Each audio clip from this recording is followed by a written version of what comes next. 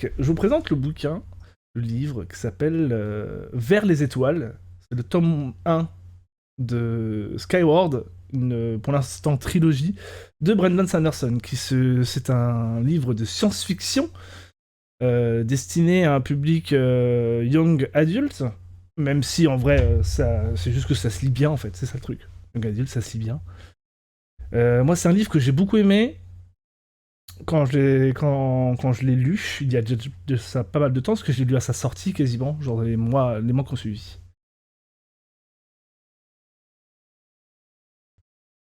Prologue.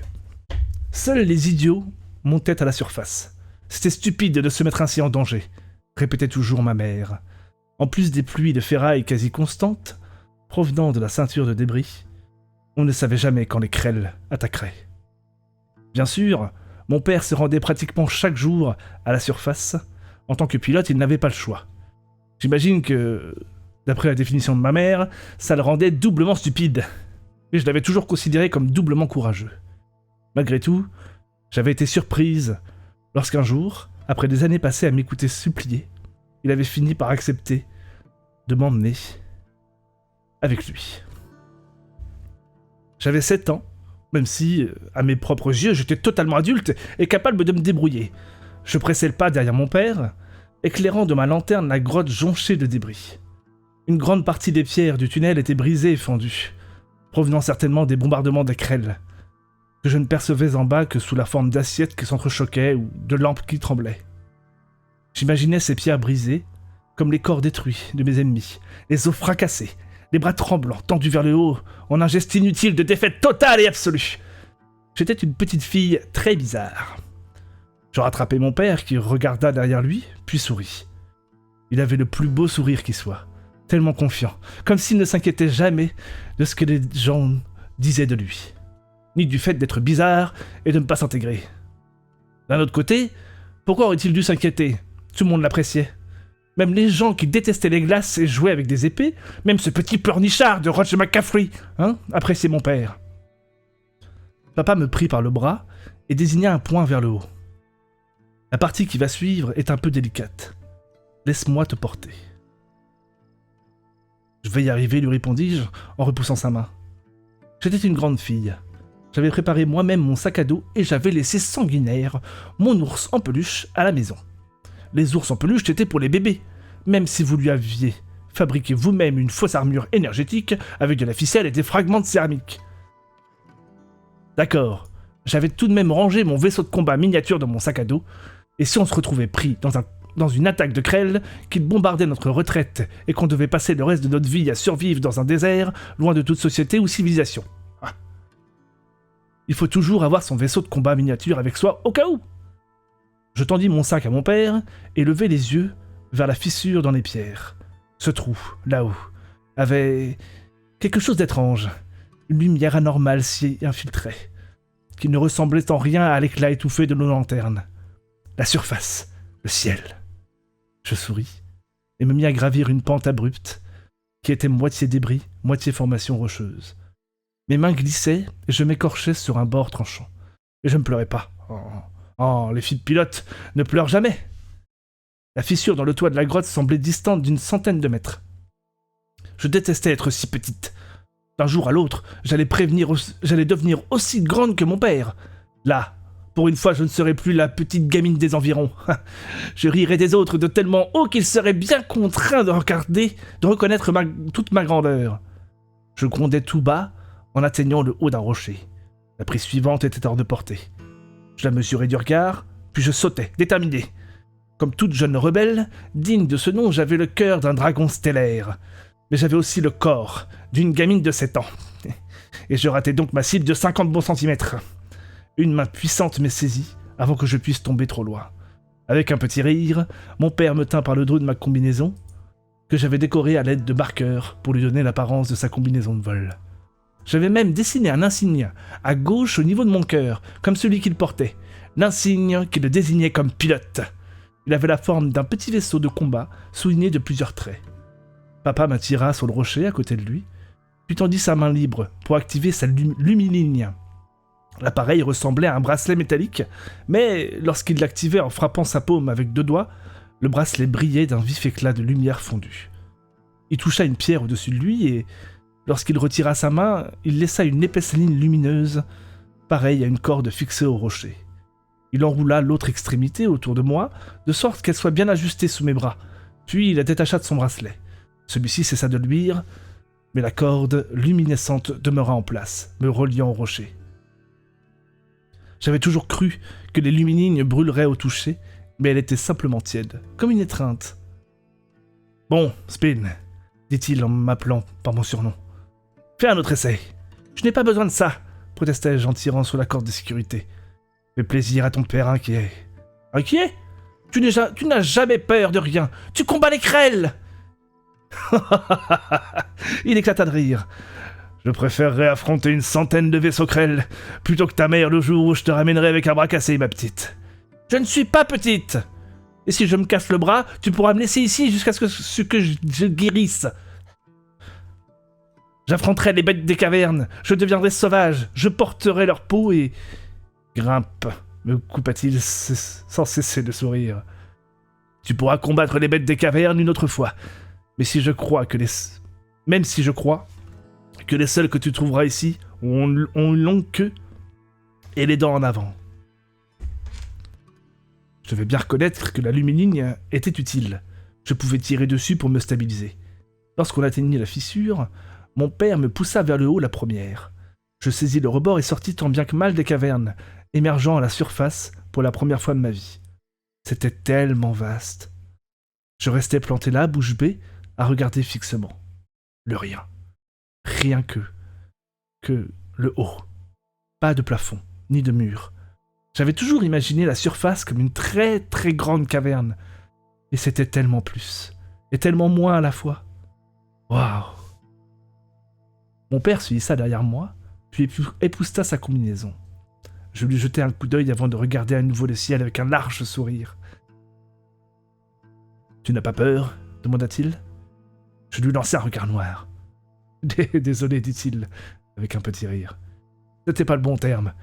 C'est seulement que beaucoup de gens trouvent le ciel intimidant, Spensa. »« C'est magnifique, murmurai-je, en levant les yeux vers ce vaste néant, cet air qui s'étendait en un grand infini, pour se fondre dans le noir.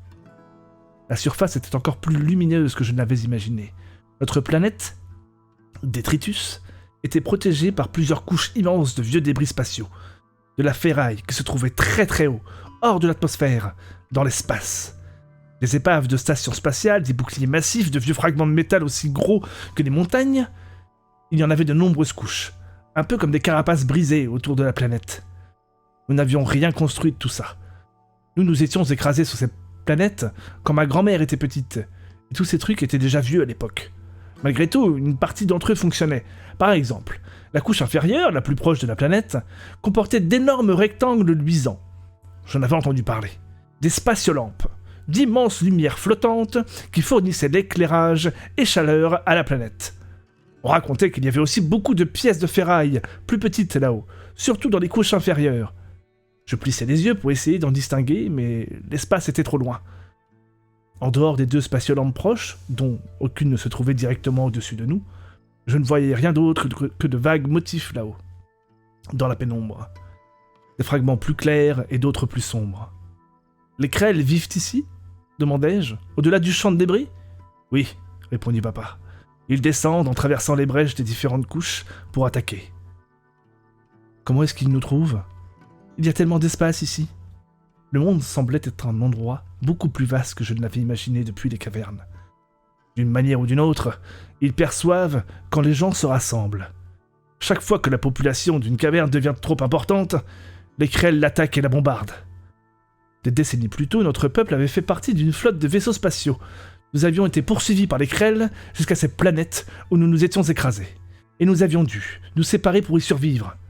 À présent, nous formions des clans, dont chacun descendait de l'équipage de l'un de ces vaisseaux spatiaux. Grand-mère m'avait souvent raconté ces histoires. Nous habitions depuis 70 ans sur Détritus, où nous avions voyagé dans les cavernes sous forme de clans nomades, craignant de nous réunir. Jusqu'à présent. Nous avions désormais commencé à fabriquer des vaisseaux de combat et construit une base cachée à la surface. Nous commencions à nous défendre. Où est la base Alta demandai-je. Tu m'as dit que nous allions sortir près d'elle. C'est ça, là-bas? Je désignais des rochers à l'air suspect. C'est là-bas, hein? Je vais aller voir les vaisseaux de combat. Mon père se pencha et me retourna d'environ 90 degrés, puis tendit le doigt. Là. Où ça? Je balayai du regard la surface qui n'était pratiquement constituée que de poussière bleu-gris et de rochers, avec des cratères formés par les chutes de ferraille provenant de la ceinture de débris. Je ne la vois pas? C'est justement l'idée, Spensa. Nous devons rester cachés. Mais vous vous battez, non? Ils ne vont pas finir par apprendre d'où viennent les vaisseaux de combat? Pourquoi vous ne déplacez pas la base? Nous devons la garder ici, au-dessus de Magmatic. C'est la grande caverne que je t'ai montrée la semaine dernière. Celle avec toutes les machines? Il hocha la tête. À l'intérieur de Magmatic, nous avons découvert des manufactures. C'est ce qui nous a permis de construire des vaisseaux spatiaux. Nous devrons vivre à proximité pour protéger les machines, mais nous partons en mission, dans ces vaisseaux, partout où les Krell descendent, partout où ils décident de nous bombarder. Vous protégez d'autres clans? Pour moi, il n'y a qu'un seul clan qui importe, l'humanité. Avant que nous nous écrasions ici, nous faisions tous partie de la même flotte. Et un jour, tous les clandomans s'en souviendront. Ils viendront quand nous les appellerons. Ils se rassembleront, et nous formerons une cité, et rebâtirons une civilisation. Les Krell ne vont pas la bombarder? Demandai-je. Mais je l'interrompis, avant qu'il puisse répondre. Non, pas si on est assez fort. Pas si on résiste et qu'on riposte. Il sourit. J'aurai mon propre vaisseau, déclarai-je. Je le piloterai exactement comme toi. Et alors, personne dans le clan ne pourra se moquer de moi, parce que je serai plus forte qu'eux. Mon père m'étudia un moment avant de me demander. C'est pour ça que tu veux devenir pilote? Quand on est pilote, les autres ne peuvent pas nous dire qu'on est trop petit. Personne ne trouvera que je suis bizarre et on ne me reprochera plus de me battre parce que ce sera mon métier. On ne me traitera plus de tous les noms et tout le monde m'aimera. Comme il t'aime toi, pensai-je. Ma réponse poussa mon père à m'étreindre pour je ne sais quelle raison idiote. Alors même que je disais la vérité. Bon, mais je lui rendis son étreinte parce que les parents aimaient ce genre de truc. Puis c'était agréable d'avoir quelqu'un à serrer dans mes bras. Il n'aurait peut-être pas dû laisser sanguinaire chez nous. Mon père eut le souffle coupé et je crus qu'il était peut-être en train de pleurer, mais ce n'était pas ça. Spin, dit-il en désignant le ciel, regarde! Cette fois encore, je fus frappé par cette étendue. C'était tellement grand! Papa désignait quelque chose de précis. Je plissai les yeux et remarquai qu'une section du ciel gris-noir était plus sombre que le reste, un trou à travers les couches de débris. À cet instant, je scrutai l'infini. Je me surpris à trembler, comme si 1 milliard de météores étaient tombés tout près. Je distinguais l'espace lui-même, criblé de piqûres d'épingles blanches, différentes des spatiolampes. Celles-ci scintillaient, et elles paraissaient infiniment lointaines. « C'est quoi ces lumières ?» chuchotai-je. « Des étoiles, répondit-il. Je vole pratiquement jusqu'au niveau des débris, mais je n'ai presque jamais vu à travers. Il y a trop de couches. Je me suis toujours demandé si je pouvais atteindre les étoiles. » Il y avait une crainte respectueuse dans sa voix, une intonation que je ne lui avais jamais entendue. « Est-ce que c'est pour ça que tu voles ?» lui demandai-je. Mon père ne semblait pas se soucier des louanges que lui adressaient les autres membres du clan. Curieusement, elles semblaient même l'embarrasser. « Avant, nous habitions ici, parmi les étoiles, murmura-t-il. C'est là qu'est notre place. Pas dans ces cavernes. Les gamins qui se moquent de toi sont coincés sur ce rocher. Leur tête est faite de pierre, leur cœur ne décolle jamais de la roche. Toi, essaie de viser plus haut. Quelque chose de plus grand. » Les débris remuèrent, et le trou rétrécit lentement jusqu'à ce que je ne distingue plus qu'une étoile unique, plus vive que les autres. « Conquérir les étoiles, Spensa, me dit-il. Un jour, j'allais bien et bien devenir pilote. J'allais voler là-haut et me battre. J'espérais simplement que papa me laisserait quelques Krell. J'étrécis les yeux en voyant quelque chose clignoter dans le ciel. Un fragment de débris lointain, qui brûlait d'un éclat vif en pénétrant dans l'atmosphère. Un autre tomba, et encore un autre, puis des dizaines. Papa fronça les sourcils et s'empara de sa radio. Un appareil sophistiqué qu'on accordait qu'aux pilotes. Il leva l'engin massif vers sa bouche. Ici chasseur, annonça-t-il. Je suis à la surface. Je vois une chute de débris près d'Alta. Nous l'avons déjà repéré, chasseur, répondit une voix féminine dans la radio. Les rapports des radars sont en train d'arriver. Et salve! Il y a les crêles! Vers quelle caverne se dirigent-ils? Lança papa. Leur cap est... Chasseur. Ils se dirigent par ici. Ils volent droit vers Magmatique. Que les étoiles nous protègent, ils ont localisé la base! Papa baissa sa radio. Grande incursion crêle en vue, dit la voix féminine dans la radio. Appel à tous, ceci est une urgence. Un énorme groupe de crêles a percé le champ de débris. Tous les vaisseaux de combat au rapport. Ils se dirigent vers Alta. Papa me prit le bras. Viens, on te ramène. Ils ont besoin de toi, protestai-je. Tu dois aller te battre. Je dois te conduire. Je peux rentrer toute seule. Le trajet par les tunnels est tout droit. Papa jeta un nouveau coup d'œil vers les débris. Chasseur, dit une nouvelle voix dans la radio. Chasseur, vous êtes là? Cornio, répondit papa, qui activa l'interrupteur et leva sa radio. Je suis à la surface. Tu dois raisonner Banco et Swing. Ils disent qu'on doit fuir. Papa jura tout bas et actionna un autre interrupteur sur la radio. Une voix s'éleva. Pas encore prêt pour nous affronter direct. Nous allons nous faire détruire. Non, répondit une autre femme. Nous devons résister pour nous battre. Une dizaine de voix se mirent à parler en même temps. Ironside, à radio, dit mon père dans la radio. Et chose remarquable, ils se turent tous. Si nous les laissons bombarder Magmatique, alors nous perdons l'équipement, expliqua mon père. Nous perdons les manufactures, nous perdons tout. Si nous voulons avoir à nouveau un monde, un jour, une civilisation, avoir un monde, nous devons résister. Je patientais en silence, retenant mon souffle, espérant qu'il serait trop distrait pour me renvoyer. L'idée d'une bataille me faisait trembler, mais je voulais y assister malgré tout.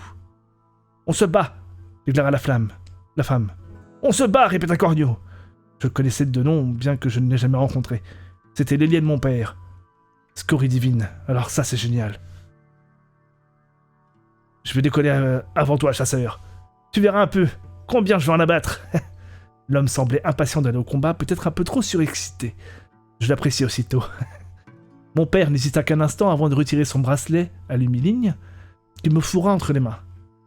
Promets-moi de rentrer tout de suite. Promis, ne traîne pas. Entendu. Il leva sa radio. Ouais, Cornio. On verra bien ça, je fonce vers Alta tout de suite. Chasseur, terminé. Il s'élança sur le sol poussiéreux dans la direction qu'il avait désignée plus tôt. Puis, il s'arrêta et se retourna. Il retira son insigne et me le lança, comme un fragment d'étoile scintillant. Avant de poursuivre sa course vers la base cachée, bien entendu, je rompis aussitôt ma promesse. Je descendis dans la crevasse, mais m'y cachai, serrant l'insigne de mon père et attendis jusqu'à ce que je voie les vaisseaux de combat quitter Alta et filer vers le ciel. J'étrissis les yeux et distinguai les sombres vaisseaux crêles qui affluaient vers eux. Enfin, témoignant d'un rare sursaut de bon sens, je décidai que je ferais mieux d'obéir à mon père. J'utilisai la lumiligne pour descendre dans la caverne, où je récupérais mon sac à dos et me dirigeai vers les tunnels. Si je me dépêchais, je pourrais rejoindre mon clan à temps pour écouter la diffusion du combat sur notre unique radio communautaire. Mais je me trompais. Le trajet était plus long que dans mon souvenir, et je réussis à me perdre.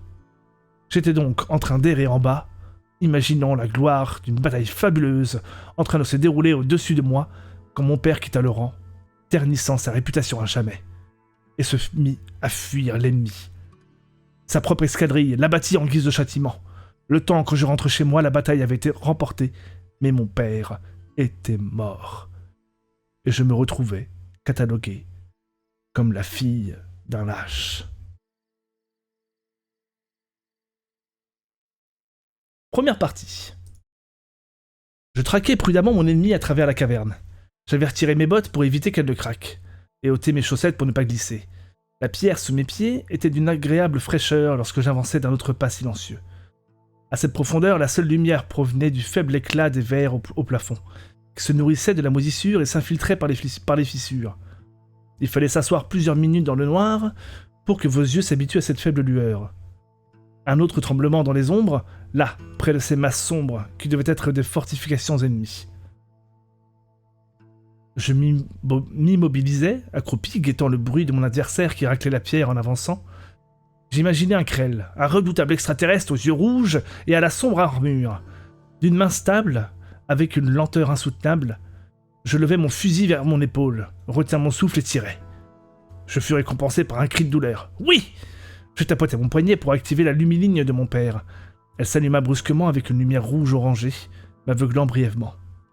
Puis je me précipitai pour aller récupérer mon trophée, un rat mort entièrement transpercé. À la lumière, les ombres que j'avais prises pour des fortifications ennemies se révélèrent être des rochers.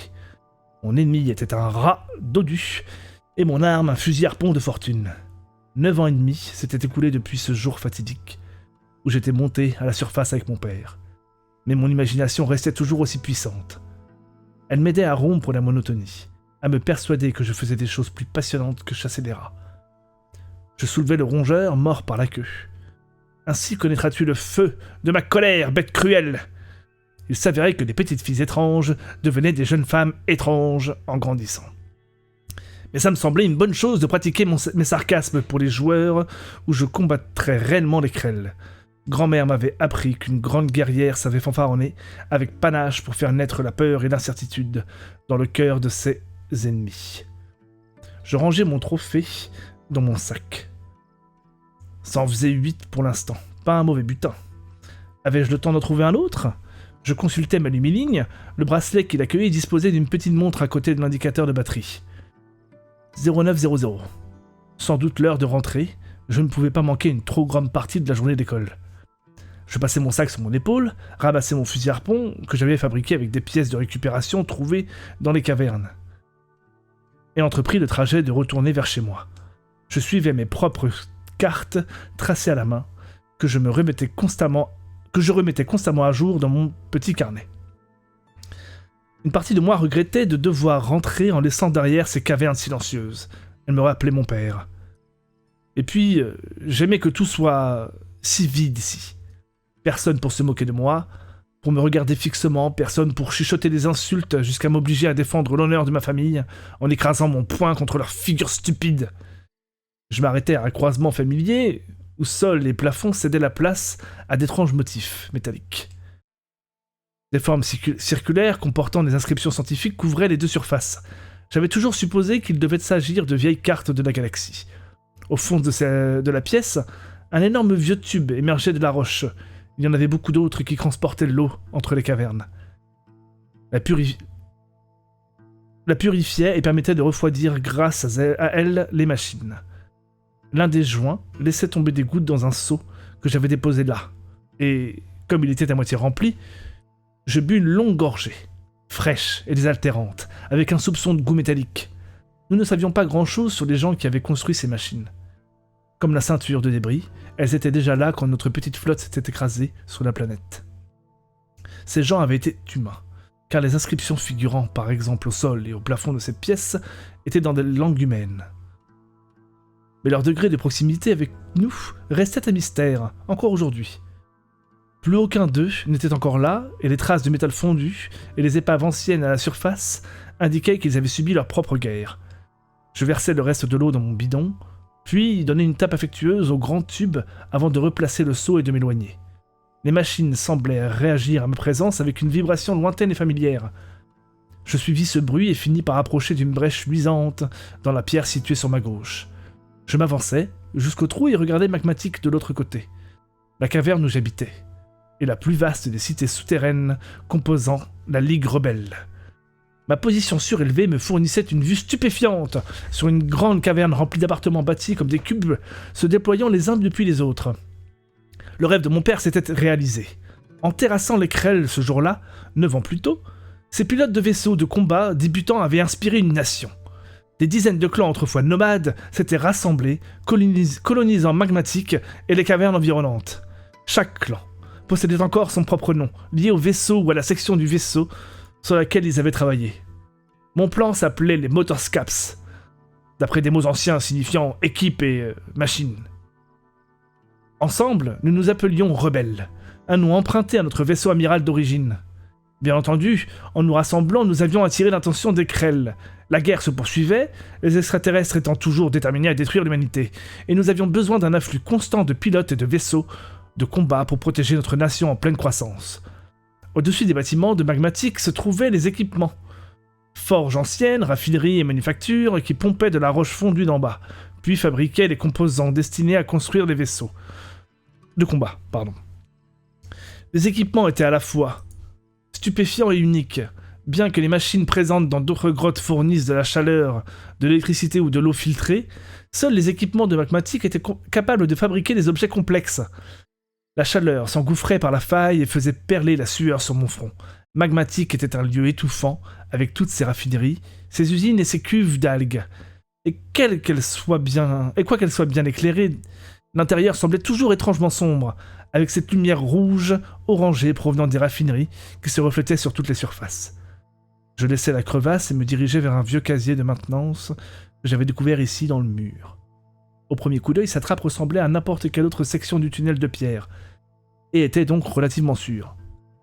Je l'ouvris, dévoilant mes quelques possessions secrètes. Quelques pièces dans mon fusil harpon, mon bidon de rechange, ainsi que l'ancien insigne de pilote de mon père. Je le frottais pour me porter chance, puis replaçai ma lumiligne, mon carnet de cartes et mon fusil harpon. Je retirai une lance grossière à la pointe de pierre, refermai le casier avec un déclic, puis jetai mon sac sur mon épaule. 8 rats pouvaient se révéler étonnamment peu commodes à porter. Surtout quand vous aviez même à 17 ans un corps qui refusait de grandir au-delà d'1m51. Je marchais jusqu'à l'entrée habituelle de la caverne, 2 soldats de l'armée de terre qui ne se battaient pratiquement jamais pour le vrai, la gardaient.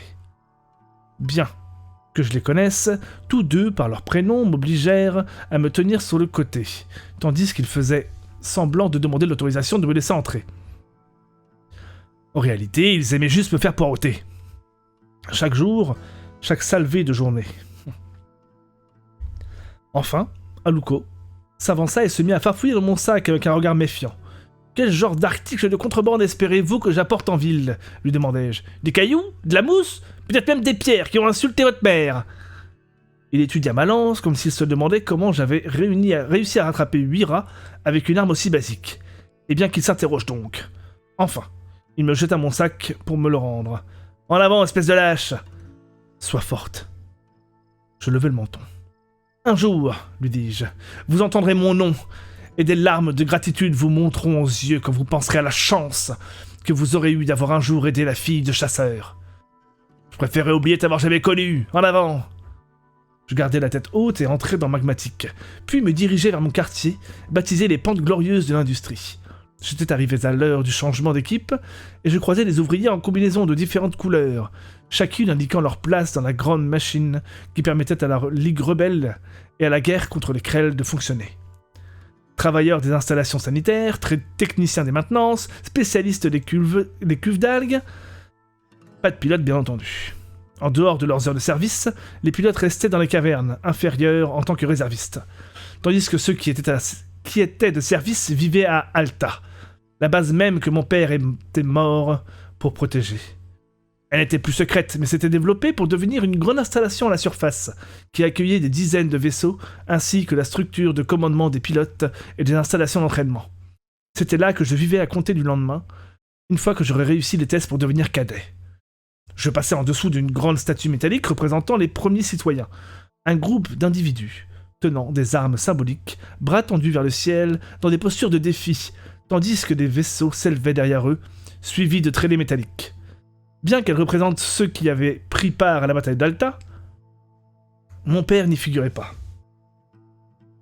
Le tournant suivant me conduisit à notre appartement cube métallique, parmi beaucoup d'autres qui partaient d'un cube central plus grand.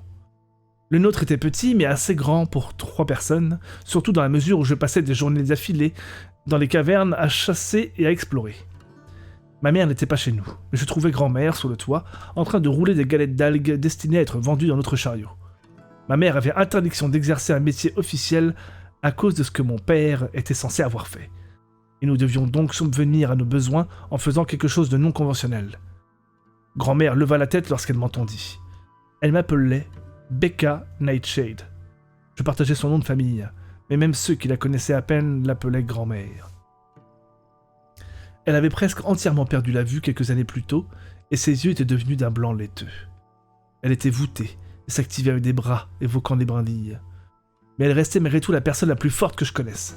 « Oh, dit-elle, c'est Spencer que j'entends là. Tu en as attrapé gros bien aujourd'hui. Vite, Je le laissais tomber mon butin devant elle, dont plusieurs sont particulièrement juteux. « Assis-toi, assis-toi » dit grand-mère, en écartant la natte couverte de galettes roulées. « Nettoyons-les, hein, et faisons-les cuire. Si on se dépêche, on pourra les préparer à temps pour que ta mère les vende aujourd'hui, et je pourrai tanner leur peau. » J'aurais certainement dû aller en classe. Grand-mère avait encore oublié. Mais franchement, à quoi bon? Ces jours-ci, on recevait simplement des cours magistraux sur les différents métiers qu'on pouvait exercer dans la caverne. J'avais déjà choisi ce que je voulais faire. Quoique l'examen pour devenir pilote soit censé être difficile, on étudiait depuis 10 ans, Rodge et moi. On réussirait, aucun doute là-dessus. Alors pourquoi fallait-il que j'entende raconter que c'était génial de devenir un ouvrier des cuves, d'algues ou je ne sais quoi? Et puis, comme je devais passer du temps à chasser, je ratais beaucoup de cours. Je n'étais donc pas formé pour d'autres métiers. Je m'assurerais d'assister aux cours qui présentaient un lien avec le pilotage, agencement et réparation des vaisseaux, mathématiques, histoire de la guerre. Tous les autres cours auxquels j'arrivais à assister étaient un bonus. Je m'assis pour aider grand-mère à écorcher et à vider les rats. Elle travailla à tâtons d'une manière propre et efficace. « Le qui ?» me demanda-t-elle, tête baissée, les yeux pratiquement clos. « Veux-tu que je te parle aujourd'hui ? Beowulf. Ah, le roi des jets, hein? Pas Leif Erikson? C'était le préféré de ton père. Est-ce qu'il a tué un dragon? Il a découvert un nouveau monde. Avec des dragons? » Grand-mère eut un petit rire. « Un serpent à plumes d'après certaines légendes. Mais je ne connais pas l'histoire. Hein? Où ils se battent. Donc, Beowulf, c'était un homme sacrément puissant. C'était ton ancêtre, tu sais. Il était déjà vieux lorsqu'il a tué le dragon. Il s'est d'abord fait connaître en combattant des monstres. Moi, je travaillais en silence avec mon couteau, écorchant et vidant les rats. Puis découpant la viande pour la jeter dans une marmite ou la faire cuire. La plupart des gens de la ville se nourrissaient de pâtes d'algues, la viande véritable provenant de bétail ou de porcs élevés dans des cavernes à l'éclairage spécial doté d'équipements environnementaux était beaucoup trop rare pour en consommer tous les jours, alors ils achetaient des rats. J'adorais la façon dont grand-mère racontait des histoires. Sa voix devenait plus douce quand les monstres sifflaient, plus affirmée quand les héros fanfaronnaient. Elle s'activait avec des doigts agiles tout en me racontant les exploits de l'ancien héros viking venu au secours des Danois en des temps difficiles. Un guerrier aimé de tous qui se battait courageusement, même contre un adversaire plus grand et plus puissant. Et quand le monstre s'en fut allé mourir ailleurs, poursuivit grand-mère, le héros brandit le bras et l'épaule entière de Grendel en guise de macabre trophée. Il avait vengé le sang des morts, éprouvé sa force et sa valeur. Des cliquetis résonnèrent au rez-de-chaussée de notre appartement. Ma mère était de retour, je l'ignorais pour l'instant. Il a arraché le bras, demandai-je, à main nue? Il était fort, répondit grand-mère, et un véritable guerrier. Puis il faisait partie des peuples de l'ancien temps, qui se battaient avec des mains et l'épée. Elle se pencha vers moi. Toi, tu te battras avec l'agilité de tes mains et de ton esprit. Avec un vaisseau spatial à piloter, tu n'auras pas besoin d'arracher les bras. Bon, as-tu fait tes exercices? Je levai les yeux au ciel.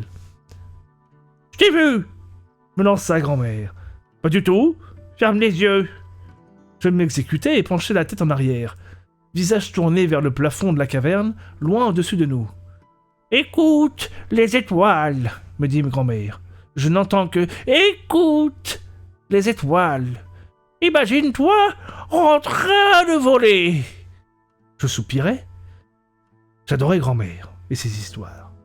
Oh, mais cette partie m'ennuyait toujours. Malgré tout, j'essayais de faire ce qu'elle m'avait appris. Assise là, avec la tête renversée, je tentais de m'imaginer que je m'élevais. Je tentais de laisser tout le reste s'effacer autour de moi et de m'imaginer des étoiles qui brillaient vivement là-haut. Avant, me dit grand-mère, je faisais cet exercice avec ma mère, à bord du Rebelle, dans les salles des machines. On travaillait sur le vaisseau amiral lui-même, un croiseur de bataille plus grand que cette caverne tout entière. Je restais assise à écouter le bourdonnement des moteurs, et autre chose encore au-delà les étoiles. Je tentais de l'imaginer petite fille, ce qui m'aida curieusement. Avec les yeux clos, J'avais presque l'impression de flotter, de tendre vers le haut. Nous autres, les gens de l'équipe des machines, poursuivit grand-mère, nous nous distinguions parmi les autres équipes du vaisseau. Ils nous trouvaient étranges, mais nous permettions au vaisseau d'avancer. Nous lui permettions de voyager parmi les étoiles. Maman disait que c'était parce que nous les entendions. Il me semble, l'espace d'un bref instant, entendre quelque chose alors. Mon imagination peut-être, un bruit pur, lointain. Même après qu'on s'était écrasés ici, nous autres, les gens des moteurs, nous sommes restés ensemble, reprit grand-mère. Le clan des Motorscaps, si d'autres disent que tu es étrange, c'est parce qu'ils s'en souviennent, et peut-être qu'ils nous craignent. C'est ton héritage, celui des guerriers qui ont voyagé dans le ciel et qui y retourneront. Écoute. Je laissai échapper un long soupir, apaisant tandis que le bruit qu'il me semblait avoir entendu, quoi qu'il puisse bien être, s'estompait. J'ouvris les yeux et fus stupéfaite. L'espace d'un instant, je découvris que j'étais de retour sur le toit, entouré par la lumière rouge du magmatique. On entretenait les moteurs, demandai-je, et on faisait avancer le vaisseau. Et quel rapport avec le fait d'être des guerriers? Ça n'aurait pas été mieux de manier des armes? Seuls les idiots pensent que les armes sont plus importantes que la stratégie et le mouvement, hein, rétorqua grand-mère. Demain, je te reparlerai de Sun Tzu, le plus grand général de tous les temps. Il a enseigné que c'était la position et la préparation qui permettaient de remporter les guerres, et pas les lances ou les épées, hein. Un grand homme, Sun Tzu. Hein? C'était ton ancêtre, tu sais? Je préfère Gengis Khan, déclarai-je. Un tyran et un monstre, me dit grand-mère. Même s'il y a effectivement beaucoup à apprendre de la vie du grand Khan. Mais je t'ai déjà parlé de la reine Boadicée, hein? Qui s'est rebellée contre les Romains? Elle était ton ancêtre, intervint maman en gravissant l'échelle à l'extérieur du bâtiment. C'était une celte de Grande-Bretagne. Beowulf était suédois, Gengis Khan mongol et Sun Tzu chinois. Et ils sont tous censés être les ancêtres de ma fille? L'intégralité de l'ancienne terre est notre héritage, protesta grand-mère. Toi, Spencer, tu fais partie d'une lignée de guerriers qui remonte à des millénaires, un lien authentique avec l'ancienne terre et ses plus grandes figures. Maman leva les yeux au ciel, elle était tout mon contraire, grande, belle et calme. Elle remarqua les rats, mais me regarda ensuite en croisant les bras. Elle a peut-être du sang guerrier, mais aujourd'hui elle est en retard en cours. Elle est en cours, rectifia grand-mère, le plus important d'entre eux. Je me levai et m'essuyai les mains sur un chiffon. Je savais comment Beowulf affronterait les monstres et les dragons. Mais comment affronterait-il sa mère un jour où il était censé se trouver à l'école? J'optai pour un haussement d'épaule évasif. Maman me mesurait du regard. « Il est mort, tu sais, me dit-elle. Beowulf est mort en combattant ce dragon. »« Il s'est battu jusqu'à son dernier souffle !» s'exclama grand-mère. « Il a vaincu la bête, au prix de sa propre vie, et il a apporté à son peuple une paix et une prospérité inestimables. Tous les plus grands guerriers se battent pour la paix, Spencer. Ne l'oublie pas !»« Au minimum, reprit maman, ils se battent pour l'ironie. » Elle jeta un nouveau coup d'œil au rat. « Merci. Mais Phil, tu n'as pas ton examen de pilote aujourd'hui? Demain ?»« Je suis prête pour l'examen, affirmai-je. Aujourd'hui, on apprend juste des choses que je n'ai pas besoin de savoir. » Maman me lança un regard noir inflexible. Tant les grands guerriers savaient quand ils étaient battus. Je serais donc grand-mère dans mes bras en murmurant « Merci. » « L'âme d'une guerrière, me répondit-elle tout bas. Rappelle-toi tes exercices. Écoute les étoiles. Je souris, puis allai rapidement me nettoyer avant de me rendre à ce qui serait, espérais-je, mon dernier jour de classe. Pourquoi ne pas nous expliquer ce que vous faites chaque jour dans le corps des installations sanitaires, citoyen Alfir? Demanda Madame Vimir, notre professeur d'études des métiers, encourageant d'un hochement de tête l'homme qui se tenait devant la classe. Ce citoyen Alfir ne ressemblait pas à l'idée que je me faisais des ouvriers des installations sanitaires. Bien qu'il porte une combinaison d'ouvrier et une paire de gants en caoutchouc, il était plutôt séduisant. Mâchoire carrée, bras musclés, poils sur la poitrine dépassant du col de sa combinaison ajustée. Je l'imaginais presque dans le rôle de Beowulf, jusqu'à ce qu'il se mette à parler. Eh bien, on s'occupe essentiellement des bouchons dans le système, expliqua-t-il. On nettoie ce qu'on appelle les eaux noires, principalement des déchets humains, pour qu'elles puissent à nouveau s'écouler jusqu'à l'endroit où les équipements les reprennent et récupèrent à la fois l'eau et les minéraux utiles. Ça m'a l'air parfait pour toi, chuchota Dia, en se penchant vers moi.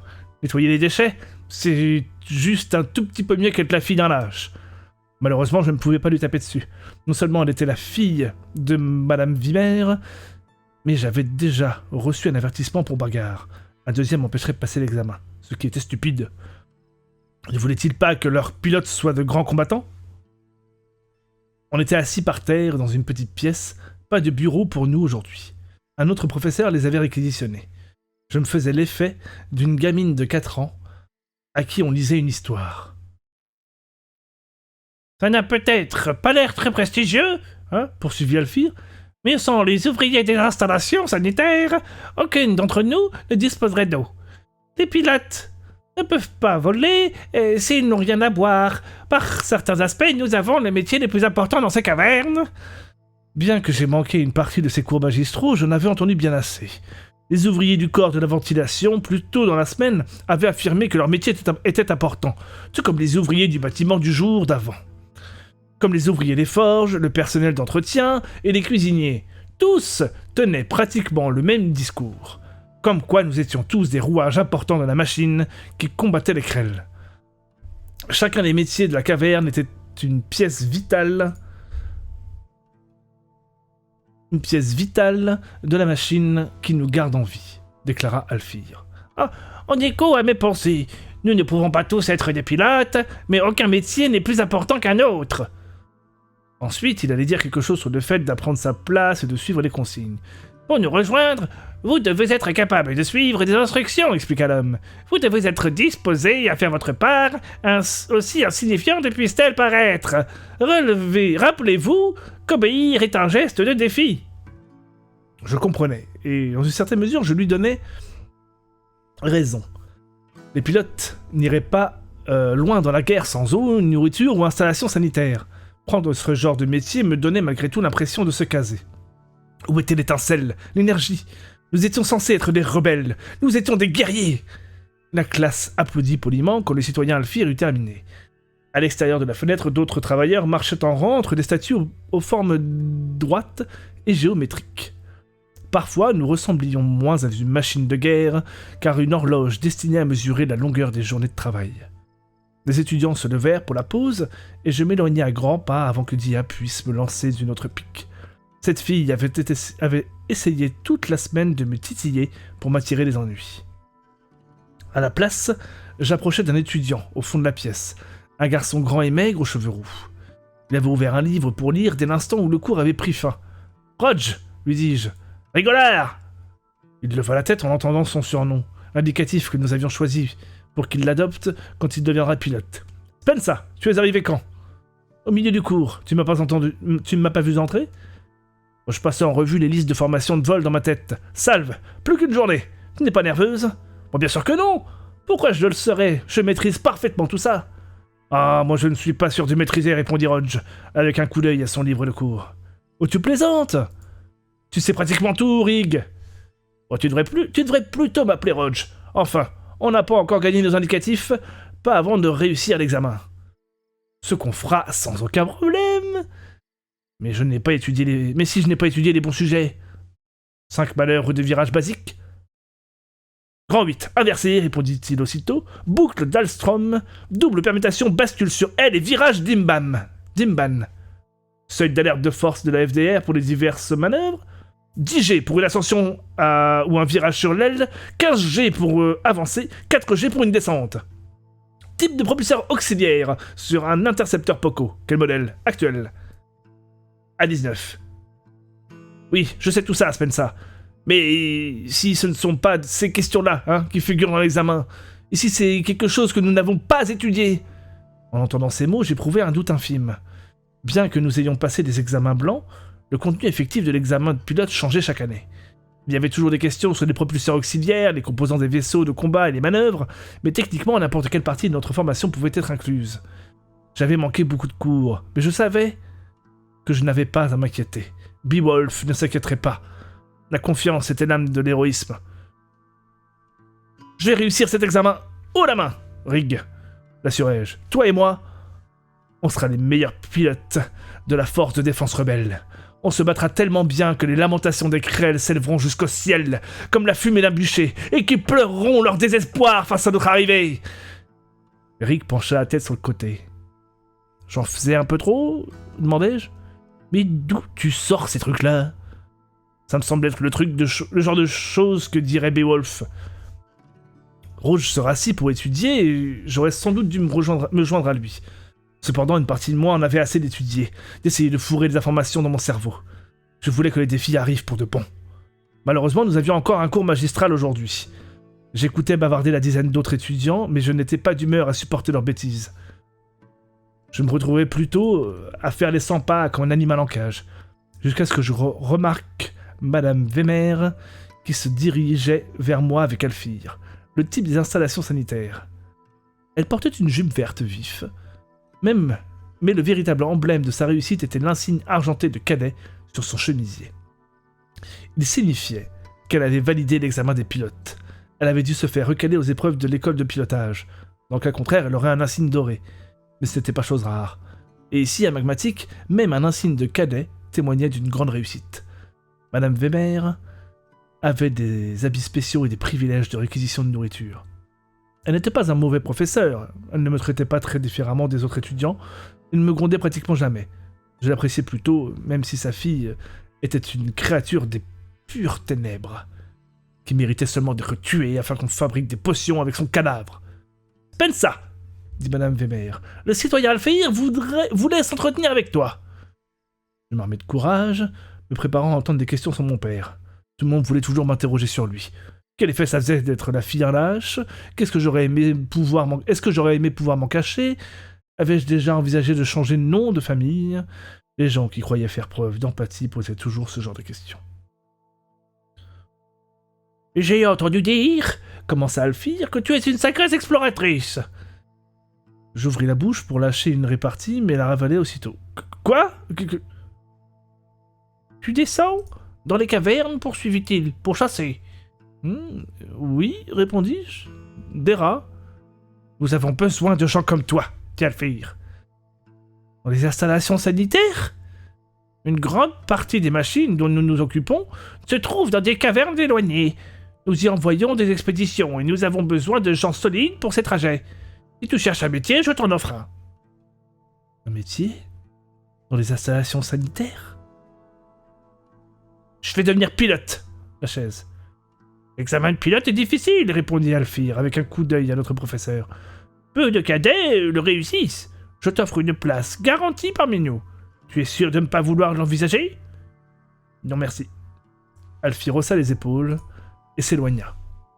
Madame Vémir m'étudia un instant, puis secoua la tête, et alla accueillir le conférencier suivant. Je m'adossai au mur et croisai les bras. Madame Vimir savait que j'allais devenir pilote. Pourquoi pensait-elle que j'accepterais ce genre d'offre ? Alfire ne pouvait avoir entendu parler de moi que par son intermédiaire. Alors que se passait-il ? Ils ne vont pas te laisser devenir pilote, dit une voix à côté de moi. Je me tournai vers elle et vis, un peu tard, que je venais de passer près d'Idia. Elle était assise par terre, appuyée au mur. Pourquoi ne bavardait-elle pas avec les autres ? Ils n'ont pas le choix, lui répondis-je. N'importe qui peut passer l'examen de pilote. N'importe qui peut le passer, confirma Dia. Mais il décide de qui le réussit. Et ce n'est pas toujours équitable. Les enfants des premiers citoyens sont admis automatiquement. Je regardais au mur le tableau représentant les premiers citoyens. Nous en avions dans toutes les salles de classe. Et oui, je savais que leurs enfants étaient admis automatiquement à l'école de pilotage. Ils le méritaient, car leurs parents avaient pris part à la bataille d'Alta. Techniquement, mon père aussi. Mais je ne comptais pas sur ce point pour m'aider. Malgré tout, on m'avait toujours répété qu'une bonne performance à l'examen permettrait à n'importe qui, quel que soit son statut, d'intégrer l'école de pilotage. La Force de Défense Rebelle, la FDR. Se moquait bien de savoir qui vous étiez, du moment que vous saviez voler. Je sais qu'ils me compteront pas comme la fille d'un premier, répondis-je, mais si je réussis, j'y aurai accès, comme n'importe qui d'autre, pardon. Justement, grosse débile, Tu ne réussiras pas, quoi qu'il arrive. J'ai entendu mes parents en parler hier soir. L'amiral Ironside a donné l'ordre de te recaler. Tu ne croyais quand même pas vraiment qu'il laisserait la fille de chasseur voler pour la FDR? Menteuse! Je sentis mon visage glacé sous l'effet de la colère. Elle essayait encore de me provoquer pour que je pique une crise. Dia haussa les épaules. Tu verras, ça n'a aucune importance pour moi. Mon père m'a déjà obtenu un boulot dans le corps administratif. J'hésitais. Ça ne ressemblait pas à ses insultes habituelles. Ça n'avait même pas le même mordant cruel, la même nuance de sarcasme amusé. Elle paraissait vraiment ne pas se soucier de savoir si je la croyais. Je traversais la pièce d'un pas furieux pour rejoindre l'endroit où Madame Vimir s'entretenait avec la nouvelle conférencière, une femme du corps des cuves d'algues. « Il faut qu'on parle, lui dis-je. »« Juste un instant, Spensa. » Je restais planté là et épiais leur conversation, bras croisés, jusqu'à ce que Madame Vimir soupire et m'entraîne sur le côté. « Qu'y a-t-il, mon enfant ?» demanda-t-elle. « Avez-vous changé d'avis par rapport à l'offre généreuse du citoyen Alfir ? C'est vrai que l'amiral elle-même a ordonné que je sois recalé à l'examen de pilote. » Madame Vimir rétrécit les yeux, puis se retourna pour décocher un regard à sa fille. « C'est vrai ?» insistai-je. « Spensa, » fit Madame Vimir, en se retournant vers moi. « Tu dois bien comprendre que c'est une question très délicate. La réputation de ton père est... »« C'est vrai ?» Madame Vimir pinça les lèvres sans répondre. « Alors tout ça, ce ne sont que des mensonges. Ces histoires d'égalité, comme quoi seul le talent compte. Ces histoires de trouver sa place et d'y servir. C'est compliqué, éluda Madame Vimir avant de baisser la voix. Écoute, si tu manques à l'examen demain pour éviter cette gêne à tout le monde, viens me voir et nous parlerons de ce qui pourrait te convenir. Si ce ne sont pas les installations sanitaires, peut-être l'armée de terre. Pour que je passe toutes mes journées debout à monter la garde, crachai-je d'une voix qui montait en volume. J'ai besoin de voler, j'ai besoin de faire mes preuves. Madame Vimir soupira puis secoua la tête. Je suis désolé, Spensa. Mais ça ne sera jamais... Mais ça ne se serait jamais produit. Je regrette qu'aucun de tes professeurs n'ait eu le courage de t'en dissuader quand tu étais plus jeune. En un instant, tout s'effondra autour de moi. Mes rêves d'avenir, l'évasion soigneusement planifiée de la vie ridiculisée. Des mensonges qu'une part de moi avait soupçonné. Évidemment qu'ils n'allaient pas me laisser réussir l'examen. Évidemment que je les embarrassais trop pour qu'ils me laissent piloter. J'avais envie de me mettre en rage, envie de frapper quelqu'un, de casser quelque chose, de hurler à m'en faire saigner les poumons. Au lieu de quoi, je quittais la pièce, d'un pas vif, loin des regards moqueurs des autres étudiants.